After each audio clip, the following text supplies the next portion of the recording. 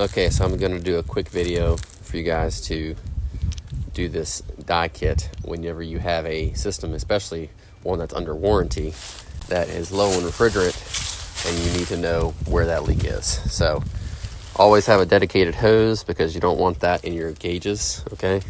So have a separate hose for it. Have your tank ready, and you've got your kit here, and your kit is going to have all of this in it, okay? So what you're going to do is you're going to take your hose here, which has another connector here at the end here. All right, then you're going to get out one of your dye kit sticks. This is a very small system, so I think I'm just going to use the 1E. It's only a 2-ton system, even though it looks bigger. You also have a shutoff. Okay, so let's continue this. So I am going to hook it up exactly like it says here on the display, so that way we're all on the same page here. You're going to take your hose and go ahead and attach it to your tank. Then you're going to take this stick here and you're going to hold it upright because it will spill straight out of there. You're going to take that top off, and I'm going to connect it to this first. Okay, so as you can see, I've connected this hose here to the dye kit, and then I have the valve here. I'm going to attach this to this. But before I open this valve here, I'm going to bleed the system so I'm not putting any air in the system. And notice I am doing this on the suction side. All right, so I have the tank on. This valve is closed, and I'm going to burp it. So I do that, shut it down. And now I'm going to actually turn the air conditioner on, even though it's cold outside.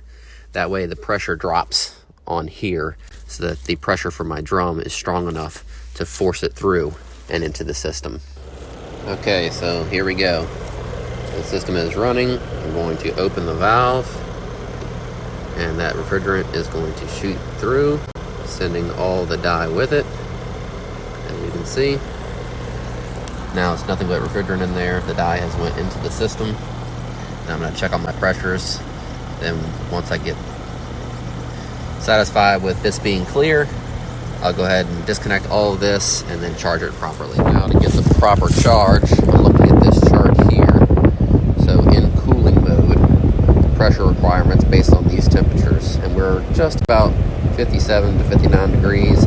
So I'm going to be looking for 186 on the head pressure and 129 on the suction pressure. If you'd like to see how I have this hooked up, I have the suction line hooked up to the auxiliary, because that'll read your suction pressure. It's called true suction. That'll read the low side no matter which mode it is in heating or cooling, okay? But I also have my high on my high side because it isn't cool right now. And then I've got my probe here measuring the temperature of this line so I can pin it against the exiting temperature or discharge temperature with this, and the subcooling should be around 10 degrees, I believe. If we look here, it'll tell you for cooling mode, it should be 5 degrees. See there? Because of the temperature. 55 is 5 degrees. So I am able to watch the pressure while this is shooting through the tube here still. And I'm just over 2 degrees subcooling. So in a second here, I'm going to close this valve and let it, I'm going to go ahead and close it now. And I'm going to let it equalize and see how it's running. Okay, I want to explain why it was significant that I could read the pressures while the dye injection kit was still attached, because if you were putting dye in while a normal system is running, a straight cool system, not a heat pump system, then it will not read the charge through that tubing. The only reason I was able to read the charge is through the auxiliary port on the heat pump. So just remember that. Okay guys, so I have ran into the problem where the temperature outside is causing the pressure in here to be too low to push against the pressure that's in the system, okay? So I've got 122 PSI reading on the suction, on the auxiliary suction there that I've got the blue hose hooked up to. But the only thing that's coming out of this drum is about the same PSI. So no more Freon is going to exit this drum and get into this system. But it is cooling, and so that means it will heat. It's past the point of the pressure sensor limit, okay? So it will work, and then in the spring we're just going to have to adjust the charge and search for that leak. But that's pretty much how you get it done.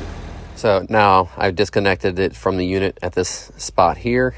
Just keep your fingers back in case it does spray some of the dye out. But I mean, I cleared that tube with the refrigerant that I pumped in there, probably 2 pounds, 3 pounds. So I'm going to disconnect it there at the unit. Then I'm going to disconnect it here, take this tube and put the caps back on it so I don't get any dye all over the place. Then I'll go ahead and take this hose here off and this off here and put it all back in the kit. All right, so I wanted to take a second to explain that this is a warranty situation. So normally I would be weighing this refrigerant in order to properly charge the customer, not just guesstimate how much refrigerant I'm putting in the system.